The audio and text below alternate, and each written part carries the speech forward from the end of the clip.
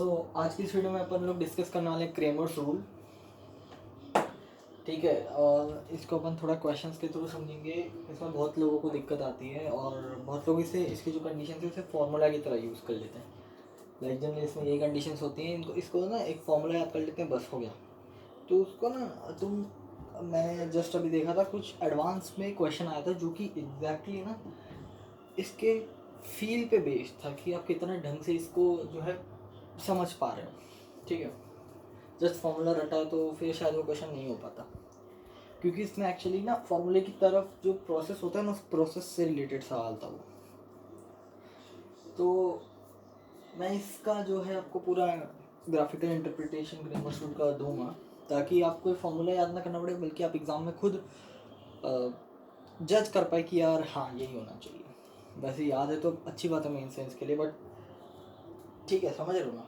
ठीक है, तो देखते हैं। तो अपन यहाँ पे एक एग्जाम्पल के थ्रू लेंगे, क्योंकि वैसे अगर मैं जनरल लूँगा तो आपको एक फार्मूला ही लगेगा। फार्मूले के थ्रू लूँगा, एक सॉरी एग्जाम्पल के थ्रू लूँगा तो अच्छा भी लगेगा। ठीक है, सो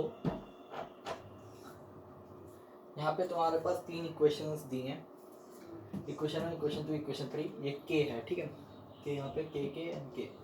तो तुम्हें के की वैल्यूज बतानी है। ठीक है, के की वैल्यूज बतानी है for these 3 conditions. Infinite solution के लिए के की वैल्यू क्या होनी चाहिए, नो सॉल्यूशन के लिए के की वैल्यू क्या होनी चाहिए, और यूनिक सॉल्यूशन के लिए के की वैल्यूज क्या होनी चाहिए। ठीक है, तो यहाँ पे देखो, स्टार्ट करते हैं अपन।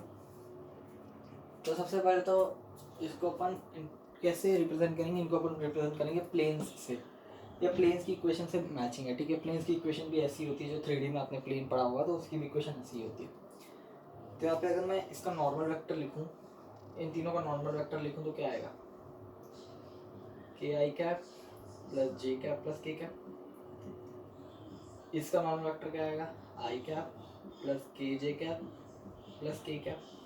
एंड इसका नॉर्मल वेक्टर क्या आएगा, आई कैप प्लस जे कैप प्लस के कैप। ठीक है, ये नॉर्मल वेक्टर्स आ रहे हैं इसके। ठीक है, ये नॉर्मल वेक्टर्स आ रहे हैं। अब देखो, तुमने एक जब पहले अपनी बात करते हैं पर इनफाइनाइट सॉल्यूशन की। इनफाइनाइट सॉल्यूशन में क्या दो कंडीशंस आ सकती हैं, या तो तुम्हारे कोई दो प्लेन्स कोइंसाइड कर जाए, कोई दो प्लेन्स तुम्हारे कोइंसाइड कर जाए, ठीक है, और एक प्लेन कोइंसाइड ना करे, ऐसा हो सकता है। या फिर तुम्हारे तीनों प्लेन्स कोइंसाइड कर जाए। ठीक है, या तो तुम्हारे तीनों प्लेन्स कोइंसाइड कर जाए, एक के ऊपर एक, एक के ऊपर एक पैरेलल, या फिर तुम्हारे कोई दो प्लेन्स कर जाए, तो इनफाइनाइट सॉल्यूशन आ जाएंगे। इस वजह समझ में आ रहा होगा तीनों कितने पॉइंट्स इंटरसेक्ट कर रहे हैं, इनफाइनाइट। इसमें तुम बोलोगे सर इसमें कैसे इनफाइनाइट होगा, तो यहाँ पे देखो, मान लो ये दोनों कोइंसाइड कर रहे हैं। ठीक है, मान लो ये दोनों कोइंसाइड कर रहे हैं, और ये वाला जो प्लेन है कुछ इस तरीके से, ये दो प्लेन है, ये जो दो प्लेन कोइंसाइड कर रहे हैं वो हैं, और ये प्लेन इस तरीके से। ठीक है, तो समझ पा रहे हो कि लाइन पे कट करेगा, ये किसी पॉइंट पे कट नहीं करेगा, बल्कि एक लाइन पे कट करेगा इस तरीके से। और इस लाइन पे कितने पॉइंट हो सकते हैं, इनफाइनाइट पॉइंट हो सकते हैं, तो इसमें इनफाइनाइट होगा। ठीक है, तो इनफाइनाइट के यहाँ पर दो कंडीशंस आ गई, या तो दो कट करने चाहिए तो तीन कट करने चाहिए। अब जो तुम्हारा ये होता था, याद है, ए बी सी वेक्टर का बॉक्स प्रोडक्ट, मान लो ये ए वेक्टर है, बी वेक्टर है, सी वेक्टर है। ठीक है, तो इसको अपन क्या लिख सकते हैं, a cross b dot c, b cross c dot a, या फिर c cross a dot b. ठीक है, तो अपन ये लिख सकते हैं। अब देखो, जैसे कि मैंने कहा था, अगर ये दो प्लेन को इंसाइड कर जाए, मान लो इन दोनों में से कोई एक प्लेन को इंसाइड कर जाए, क्रॉस है, प्लस कर जाए, क्रॉस है, तो प्लेन को इंसाइड करना मतलब क्या है, ये दोनों पैरेलल हैं, और ये दोनों पैरेलल में है, मतलब इसका क्या है, ये जीरो हो जाएगा। ठीक है, और इसी को एक्चुअली अपन इनके टर्म्स में डेल्टा से रिप्रेजेंट करते हैं। ठीक है ना, delta, this delta, k11 1k1 1 के, यही तो है डेल्टा। देख लो, इसका ये निकालो, सेम आएगा। ठीक है, तो ये जीरो हो जाएगा। ठीक है, तो इनफाइनाइट सॉल्यूशन में भी ये जीरो हो जाएगा, चाहे ये हो चाहे ये हो, इसमें भी जीरो हो जाएगा, इसमें भी जीरो हो जाएगा। इसमें दिख ही रहा है कि कोई दो कोइंसाइड कर जाए तो जीरो होना ही है, ठीक है, समझ रहे हो। तो इनफाइनाइट की सबसे पहली कंडीशन क्या आ गई कि डेल्टा जीरो होना चाहिए। तो यहाँ से अब जब तुम डेल्टा जीरो करोगे तो तुम्हारी की दो वैल्यूज आएंगी आई थिंक। देखो के स्क्वायर माइनस वन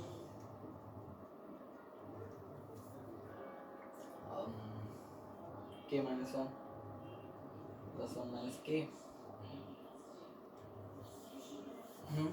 और प्लस वन माइनस के, ठीक है, ये से कट गया k cube minus two k plus one equal to zero. तो इसमें तुम्हारी के की दो वैल्यूज आएंगी, डेल्टा जीरो करने पे के की दो वैल्यूज आएंगी। एक तो आएगी आई थिंक वन, एक तो आएगी के की वैल्यू वन और एक आएगी के की वैल्यू माइनस दो। तो तुम ध्यान से देखो तो eight minus eight plus four नहीं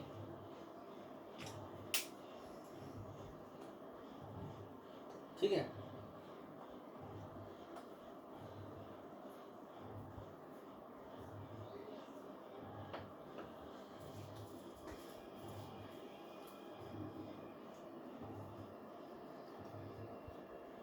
अरे sorry my fault, calculation mistake. K square minus one into k, तो के क्यूब माइनस के हो जाएगा ना, plus one minus k plus one minus k, ठीक है। जैसे भी k cube minus three k plus दो, ठीक है। तो एक तो के की वैल्यू वन आएगी यहाँ से और एक के की वैल्यू माइनस दो आएगी, ठीक है, चलो माइनस दो आएगा, ठीक है। तो ये दोनों के की वैल्यू है। अब इसको के की वैल्यू कौन सी सेटिस्फाई करेगी, तो इसके लिए तुम्हें थोड़ा और डीप में जाना पड़ेगा। क्या डीप में जाना पड़ेगा कि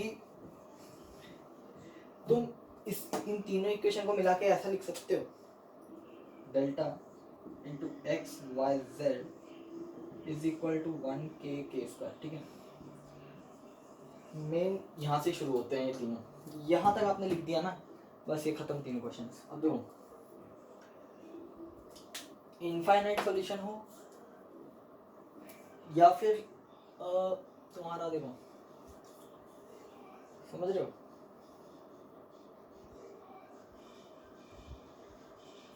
यूनिक सॉल्यूशन का समझ में आ गया। यूनिक सॉल्यूशन में क्या होना चाहिए, delta not equal to zero होना चाहिए, क्योंकि डेल्टा जीरो हो गया तो इनफाइनाइट हो जाएगा। डेल्टा नॉन जीरो होगा तभी तो, अगर ये नॉन जीरो है ये भी नॉन जीरो है, ठीक है, तो कुछ ना कुछ वैल्यू होगी। नो सॉल्यूशन में क्या होगा, डेल्टा तो जीरो होगा ही, डेल्टा जीरो होगा ही, साथ में ना ये नॉन जीरो हो जाएगा, समझ रहे हो, ये नॉन जीरो हो जाएगा। नो सॉल्यूशन में ये नॉन जीरो हो जाना चाहिए। तो माइनस दो, अगर तुम्हारा के माइनस दो है, अगर के वन है तो इसकी वैल्यू जीरो आएगी, अगर के माइनस दो है तो इसकी वैल्यू कितनी, वन सम वन माइनस दो फोर ऐसी आएगी, तो जो कि नॉन जीरो है।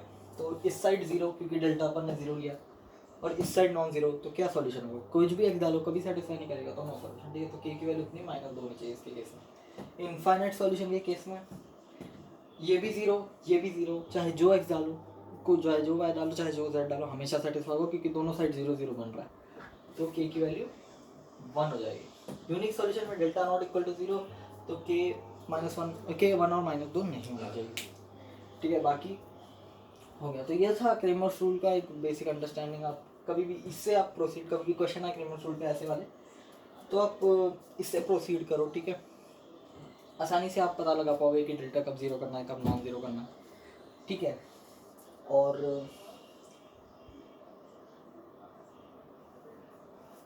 बस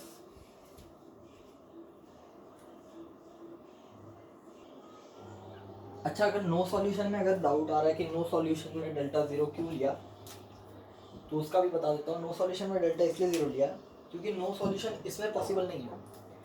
नो सॉल्यूशन मतलब ये तीनों प्लेन्स कभी सेटिस्फाई नहीं करने चाहिए, कभी एक दूसरे को कट नहीं करने चाहिए, किसी तीनों एक दूसरे को कट कभी नहीं करने चाहिए। यानी कि अगर तुम्हारा एक प्लेन ऐसा है तो दूसरा प्लेन कैसा हो कि इसको कट ना करे, समझ रहे हो। दूसरा प्लेन भी ऐसा ही होना चाहिए ताकि इसको कट ना करे, क्योंकि हल्का सा भी टेढ़ा होगा तो देखो कट कर जाएगा, समझ रहे हो, हल्का सा भी टेढ़ा हो गया तो कट कर जाएगा।